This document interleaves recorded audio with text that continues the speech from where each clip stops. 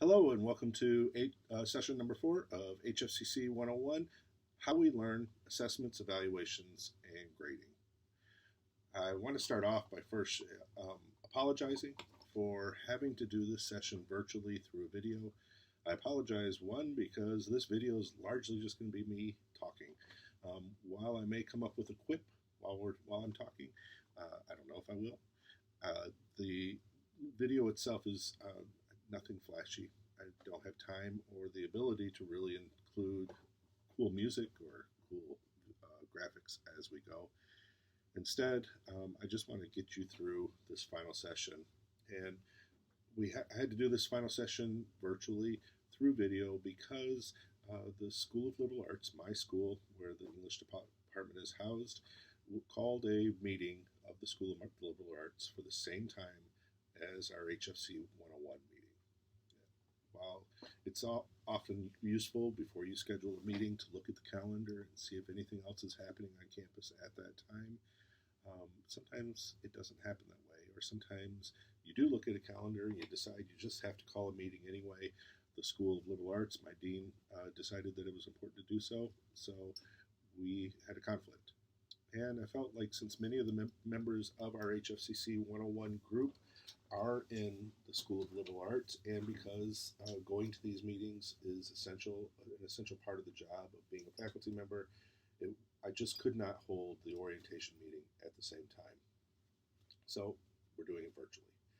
I am not entirely happy about doing it virtually. I have argued in quite a few meetings in planning for the CTEI, and in planning for the CTI itself, I have argued that part of faculty development is being able to see and sit next to and listen to and speak with fellow faculty members. So that's not going to happen this time, and I'm sorry about that. However, I do hope that you attend any faculty meetings that are here at the end of the semester for your division, for your department, for your school, whatever you guys are calling yourselves now. I hope you attend those and talk to your fellow faculty members. That's always an essential part of being a part of a department. Let's talk a little bit about what this session is going to be like. Hopefully I won't go too long. I don't want to make you sit here and look at my mug for too long. But there are a number of things that I would like to cover with you before we wrap up this semester. So you received an outline of this session through email, and that outline gave you pretty much point by point what we're going to be talking about. You can follow along that outline if you would like, or you could just listen to me and be charmed by the sound of my voice. Let's go ahead and get started so I don't keep you too long. First, if you're like me, you're at the end of your semester. I know you are. And if you're like me and you have an office here on campus or an office at home, your office probably looks much like this. Because the end of the semester for faculty members of all sorts, all across the country, and especially here at Henry Ford, is nuts. There is so much going on, so much we're trying to get accomplished. At this point in the semester, I'm still trying to wrap up committee work. I was just typing up minutes for that I was behind on for one of my committees. I'm grading. I'm trying to set up final exams. I'm meeting with students. I'm giving students bad news. I'm giving students good news. And I'm doing other work, trying to wrap up everything I'm doing to prepare for next semester. It's a crazy time. My wife tells me that she can tell where I am in the semester based on my mood and what's happening with the way I respond to her simple questions like, where did you put the cat, or whatever. We don't have a cat. So one of the things that I think is really important for us as faculty members is to remember that we are doing a job and we are doing it well, but we are also human, and while many of our students rely on us for a good part of deciding who they are as people, we are also people, and it's probably good modeling to show them that the end of the semester is kind of a nutso time.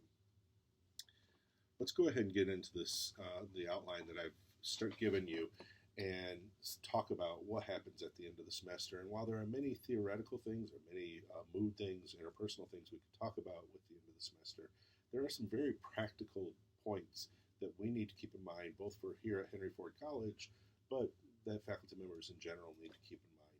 And so I want to go over some of those practical things, and then talk a little bit more about what it means to wrap up a semester with students.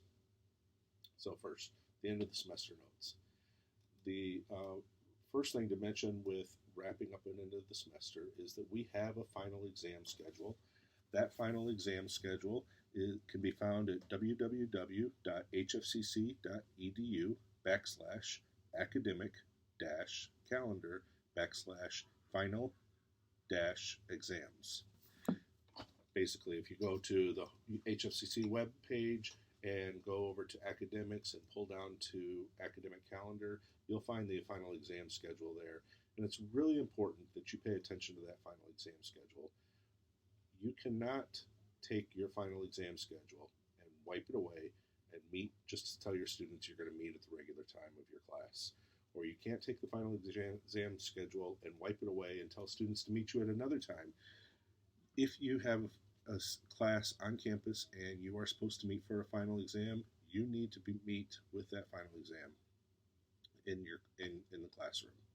That's just part of the rules. Now, there are ways that some people go about doing it a little bit differently. For instance, I teach writing, so we often don't have a final exam, and I often just have students turning in papers. So what I do at that case is I tell students I'll be there in the classroom for the first 15 minutes of our final. Then they can find me in my office for the rest of the final period if they need to talk or if they want to turn something in.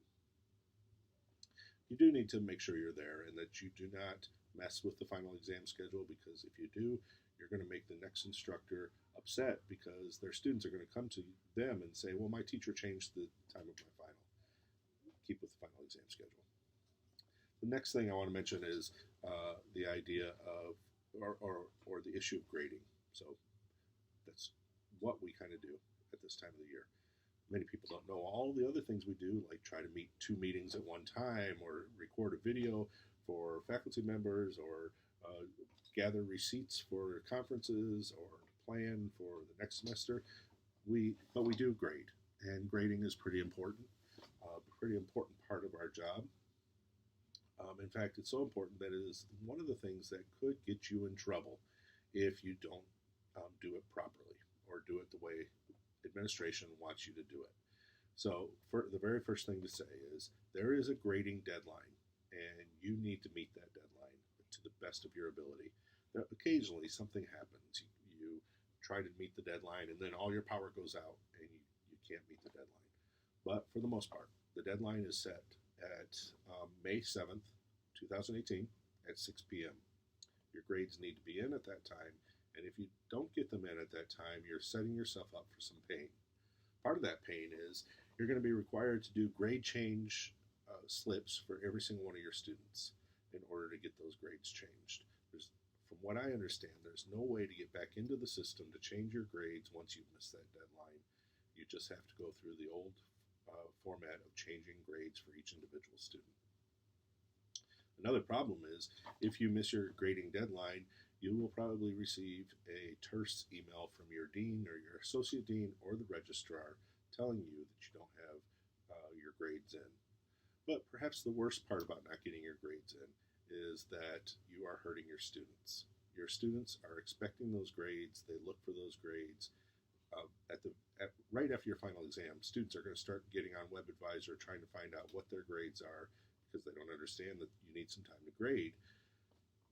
Getting them in at the very least by the deadline is really important.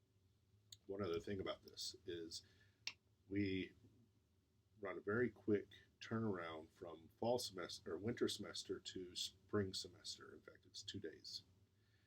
Often students are waiting to find out what their grades were so that they can enroll in the next course that uses your course as a prerequisite. If you do not get your grades in a timely fashion, you may well mess up their registration for the spring semester. So get your grades in as quickly as you can so that students can move on with their lives. As far as the grades, I want to talk about a couple of issues with those grades. And in this, I want to talk about the actual grades, just in case you aren't aware of these grades. Everybody knows A, B, C, D, E. The DR grade is the instructor initiated withdrawal, and it essentially means you have dropped a student from your course for non-attendance. Every single semester I use this grade for students who just stop coming. I don't believe that a student who just stops coming should suffer the penalty of receiving a failing grade. Other professors believe differently. That's why the DR grade is left primarily up to your discretion and your policies on how you'll apply it. On my syllabus, actually, I have a policy for students that says if I have not seen you or heard from you in the final 2 weeks of a semester, I will give you a DR grade. That's a fairly liberal policy because I can have a student attending up to the 2 weeks before the end of the semester and still let them drop the class. That said, you can have your own policy. You can use the DR grade as you wish. However, you should use it appropriately. If you have a student who's attending to the very last day of the semester, it is probably not appropriate to give them a DR grade. It's probably more appropriate to go ahead and fail them if they were going to fail the class. So that's the first thing, the DR grade. The second thing, I grades, incompletes. Your department or your chair or your dean may have some policies that they want you to employ with the incomplete grade. I prefer to never give an incomplete grade. I've given one once or twice, but for the most part, I avoid doing incomplete grades because incomplete grades lead to problems down the line. One of the easiest problems is you give an incomplete grade with an expectation that a student is going to meet some kind of demand in the next month, the next 2 months, or over the summer, and then they don't meet it, and then you're waiting to figure out what to do with that student. Do you change the incomplete grade? Do you to a failing grade? Do you give them a C or a D just based because you think they should have passed the class?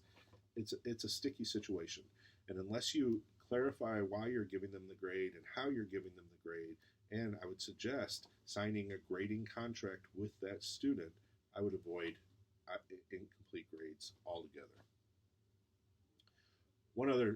Two other grades. The first is the C minus grade. In my department, English, we have a rule that we tell our instructors, full-time and part-time, not to give C minus grades. Now, some people still do. It's academic freedom. You can still give a C minus grade. However, because English 131 is a prerequisite course for many, many, many programs and many classes, we tell our instructors don't give the C minus grade because that puts a student into a gray area with many programs. If they get a C minus grade, they can't go on and take many courses that require a C or better in English 131.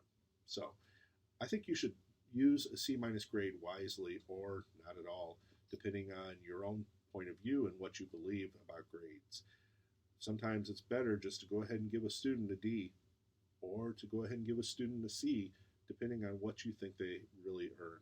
The C minus just puts them into a gray area. It also makes many students think they're going to be able to argue their way out of the C minus. That brings one other issue with grading. You may well give a grade and then a student disagrees with that grade. And if that happens, you need to be able to say, here's how and why you received the grade you received. And if the student moves from that explanation onto a appeal of the grade, you need to be ready to justify the grade for your dean or associate dean. One last grade, and this one is, we mentioned this in the first session of HFCC 101, and that's the NA grade, never attended. It's a quirky part of our system. Once you give somebody an NA in the early part of the semester, you have to remember to go back and give an NA at the end of the semester as the official grade for the class. If you don't do it, you're going to get messed up on the system, and you're going to get an email from the registrar or from your dean telling you you need to do the grades properly. If you gave somebody an NA at the beginning of the semester, you have to give it to them at the end. Don't forget. If you give them an NA and you didn't give them one at the end of the semester, that's another set of can of worms that you're opening. That calls into mind one other thing with grades. When you give a failing grade, or I think maybe a D, I don't quite remember, but when you give a failing grade or a DR grade, you are also required to record the last date of attendance. You need to give some kind of estimation or the exact date, depending on if you know it, for that DR or that failing grade, so that financial aid knows how and when that student stopped coming to class or what kind of performance they had throughout the semester. Okay, there's that. One other thing to mention about doing grades is that you should be aware that we are in a technological age. We no longer scribble grades on a sheet and hand it to a second division secretary and have her record the grades. So be prepared for technology and be prepared for working through the system, especially if this is your first semester doing grades. You need to be able to meet the demands of that technology. And if you are trying to, like we tell our students, do it at the last minute, you may find yourself in a technological bind and not able to complete your grades. So I wouldn't wait to the last minute. I would get your grades in as quickly as you can get them done, wrap it up, get it over with, and don't get trapped by technology. That leads me to the last point about grades. Don't be that teacher. I would imagine if you talk to deans or associate deans, one of their greatest frustrations is having to track down the teachers who don't do their grading appropriately or correctly. Because grading is one of the things that they hear the most about from students. And once a teacher starts to mess with that system, it starts to mess with what a student thinks is the whole reason they took the class, to get the grade. Just get the grades in as quickly as you can and as efficiently as you can. Try to remember everything that you got to do and get it done. Let's move on to another item with the end of the semester, and that is, do you still have to talk to students? Hopefully you don't actually have that attitude. Hopefully you like talking to students. Hopefully you want to be engaged with your students. But there are some things to think about with talking with students outside of the semester or in response to the semester. The first is responding to emails. You might get some emails from students. Those emails could be anywhere from thanks for that grade I got, to what was that grade I got, or to what was the, how did you figure out this grade, to I don't like you anymore, you're not my favorite person. You should always try to respond to these emails, respond to your students, because especially if they are unhappy with the grade, because if not, the next step is going to the associate dean or to the chair or to the dean. And it's not that necessarily that you need to be afraid of them doing that, but being able to meet with our students and talk with our students in a meaningful way is one of our best tools for helping students understand the work that they've done in the class. So respond to your emails and respond to them as quickly as you can. One thing to keep in mind is to maybe at the end of the semester tell students how they should contact you and why they should contact you. So for instance, I always tell my students in the final exam, if you would like to know some feedback about your work, or if you'd like to know some information about your grade, send me an email, but don't do so until after Friday at 6 p.m. Because if they send it earlier, it's going to get lost in all my other emails. Give your students some direction on how to contact you and what they should ask for when they contact you. That leads me to the next question of giving out grades. In responding to student emails, you should always be careful to ensure that the person you're responding to is your student. This has to do with FERPA, the something act. But what it has to do with is student information. And if you hand out a student's grade to somebody that is not the student, you have violated FERPA, which is a pretty serious violation. So if you decide to give out grades through email, and I do if I know who I'm talking to, make sure it is to that student. Don't give it out to a parent. Don't give it out to some random email that sends you an email asking for information. Don't give it out to a place of work or another school. Give it to the student and make sure you're talking directly to the student. That leads me to the next question. which is the idea of returning work.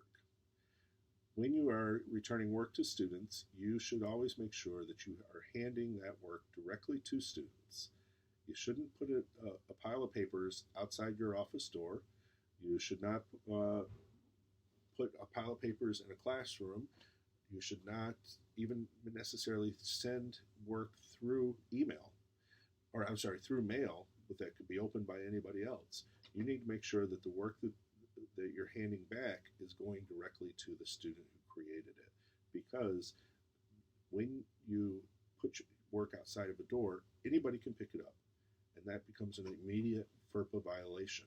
If somebody gets a hold of a student paper, they get a hold of a student grade, the student has a really legitimate complaint about their information being violated.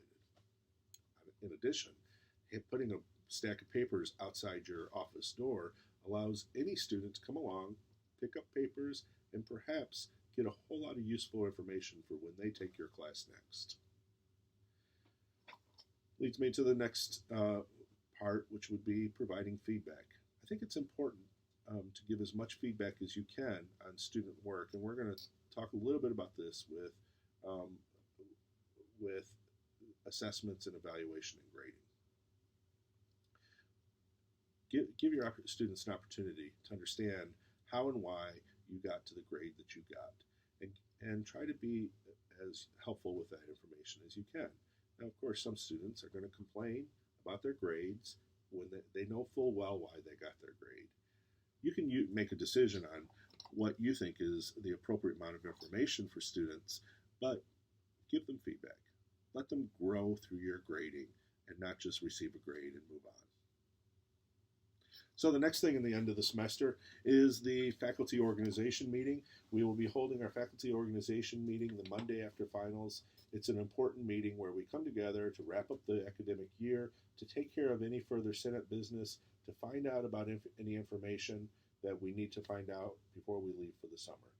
It is, if you are a full-time faculty member, it is your contractual responsibility to attend that meeting.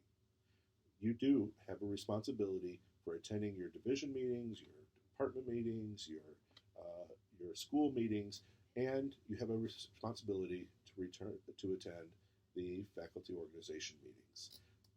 We don't get together that much, but when we all do, it's an important moment. So if you're full-time, you got to attend it. If you're part-time, you're welcome to attend it. And the faculty organization meeting is open for all faculty. One small caveat in that: if you are a part-time member, you have representatives attending that meeting that vote for the part-time instructors. If you are a full-time faculty member, you have a vote at that meeting. So when it comes time for voting, most of the time there's not really any issues with voting. Usually when we vote on a motion that comes from the Senate, most often it is fairly unanimous in the vote. But if there is some question about the vote, a part-time member attending that meeting can only vote if they are a representative of that body. The last thing to mention in wrapping up the semester is checking in and checking out. So before you leave, talk to your colleagues. Tell them how your semester went. Ask them questions that you have about the semester, about the organization, about what the work that you did, about how they teach. This is a really good opportunity to do two things. One is to learn more about your job and learn more about your institution. Talking with your colleagues at the end of the semester helps you do that. And I would be intentional about it. Really set some time to talk with somebody you've gotten to know fairly well in your first year, or somebody that you respect and admire, and set some time to talk with them. But it also does another thing. It ensures that your face, that your presence is known, and that the people here know that you care about being here. Talking with your dean, talking with your associate dean, talking with a advanced member of the department can be a really good way to show that you care very much about the job you're doing. So the first thing, talk with colleagues. The second thing, and I'm just telling you this from my personal experience, gather all your materials for whatever work you're going to do over the summer. So if you don't have to come back here, you don't have to come back. It's a real pain to be sitting on the beach in Aruba. Not that I've ever been to Aruba, but to be sitting on the beach in Aruba and needing that one book that's still on the office next to your Eeyore doll. So gather all your materials. Part of those materials, by the way, may be your student's final work or your grade book. Because if you receive an email from your dean saying they need to that you've got a grade appeal and you need to tell them how you got that grade, having your grade book with you or having the student's materials with you may help you be able to justify that. Finally, to check in and check out for the semester, check out. That means turning things off, turning off your computer, setting down up your away message if you don't plan on checking your email, setting up your phone message if you set up your phone message. Get ready to shut down and so that your office isn't wasting power over the semester, and so that you know that things are secure. It's maybe a small thing, but it actually can save you some pain from having somebody else come into your office to shut things down, or from losing that one document that you forgot to save on your computer. I want to move on to the next part of this talk, and this was actually the meaty part of our orientation. But I'm realizing that I'm already 26 minutes in. Your capacity for listening and maybe your interest in listening may be limited at this point. But I do think it's important to talk about what we mean when we say assessment, evaluation, or grading, because they're three very different things. And you probably know this to some extent, but I think it's worth thinking about if you haven't thought about it. So what is assessment? What is an evaluation? And what is grading? I'm going to give you three quick ways that I think about these things differently, and then and then maybe you can think about it yourself as well. So, grading is fairly simple.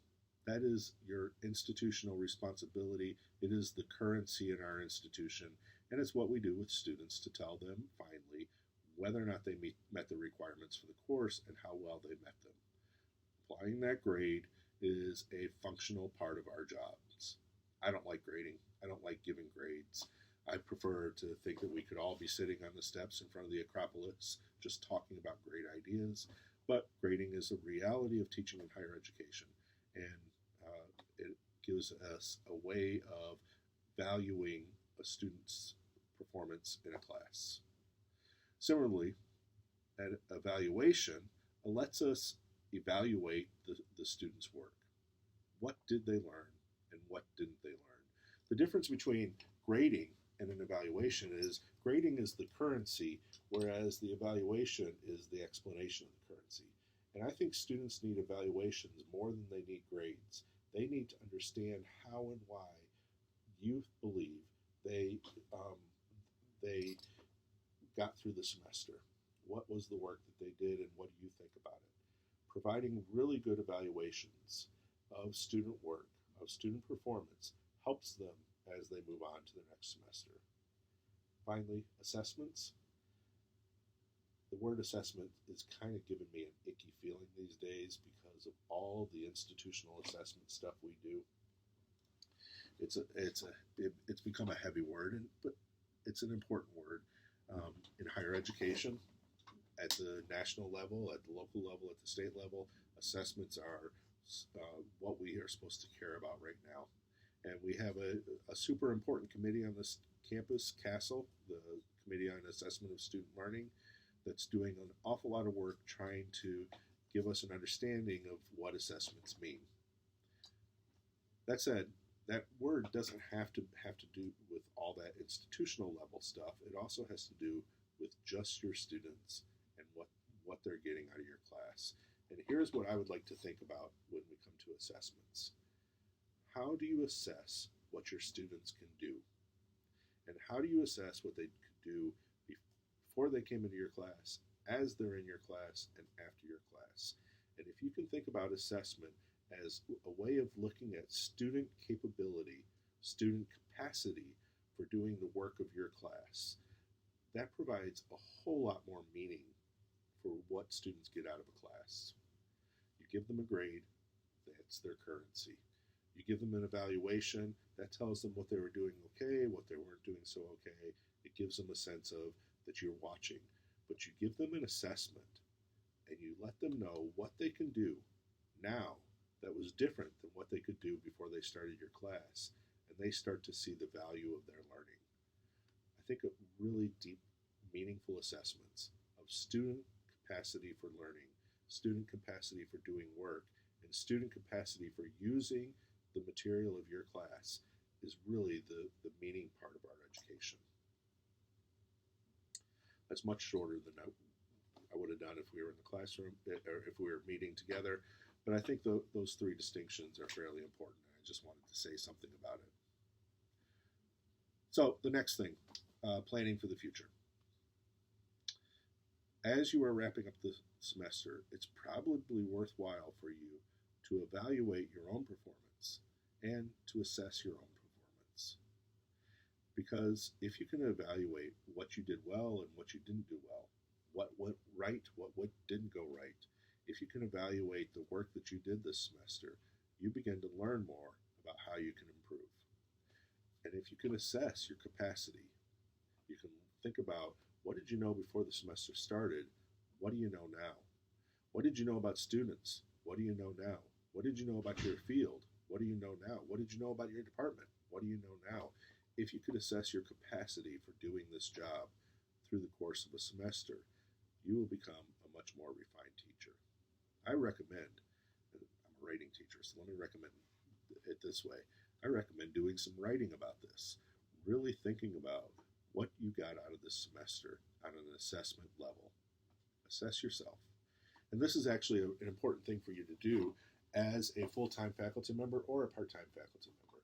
It's an important thing for a full-time faculty member because you actually are going to have to do an assessment next year of the work that you're doing.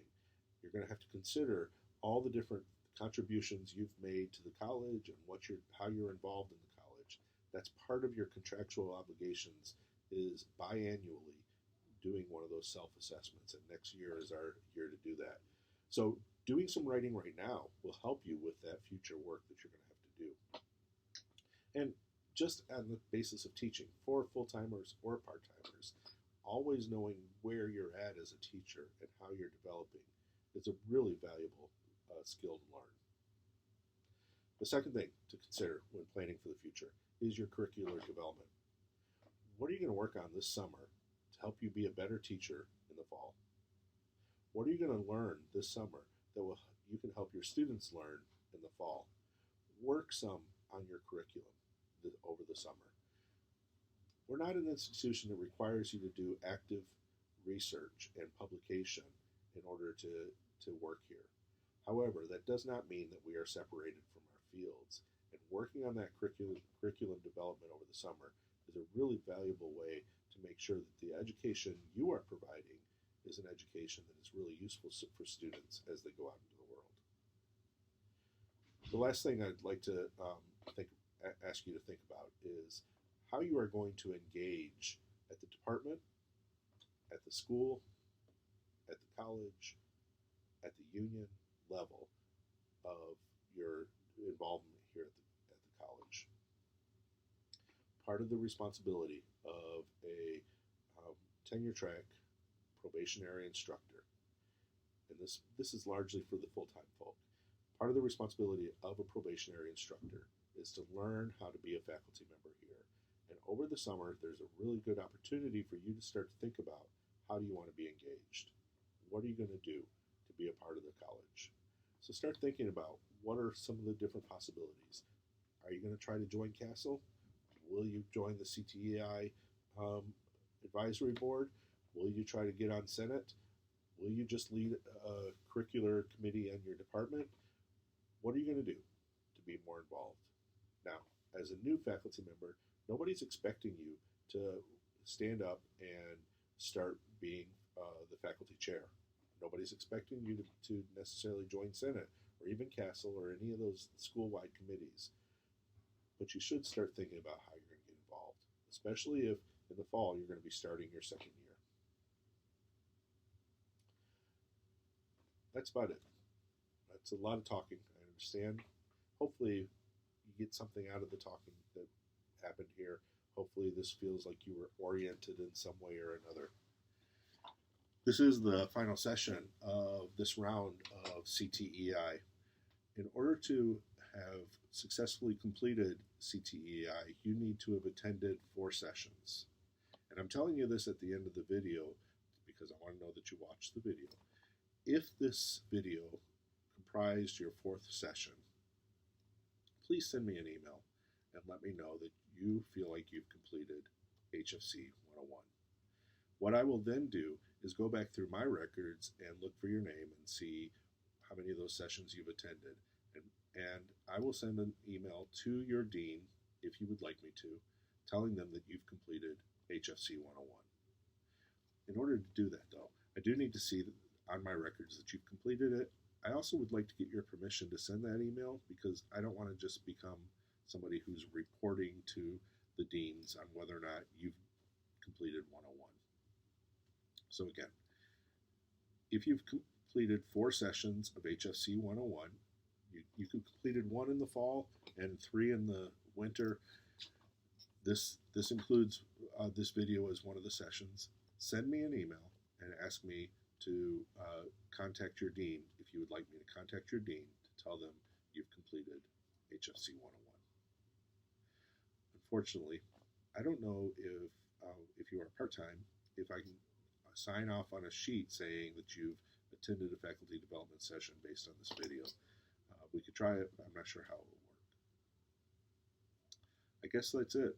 That's the end of HFC 101. That's the end of the school year for us.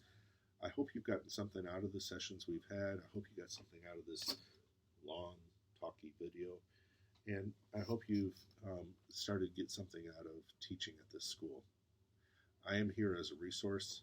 I'm here to help you out. While I'm not going to, hope you may have seen that Michael Nealon, the Vice President of Academic Affairs, sent out a call for new CTEI directors. I'm not going to be the CTEI director in the fall. I've got other duties on the college that are just taking me away from it. But I am a longtime faculty member here. I care about faculty development. I care about your work here at the college. So I'm always a resource. Feel free to contact me at any point if you've got questions or problems or things you would like to know more about. Thank you for attending HFC 101. Thanks for having a great semester. I hope you have a great summer. See you in the fall.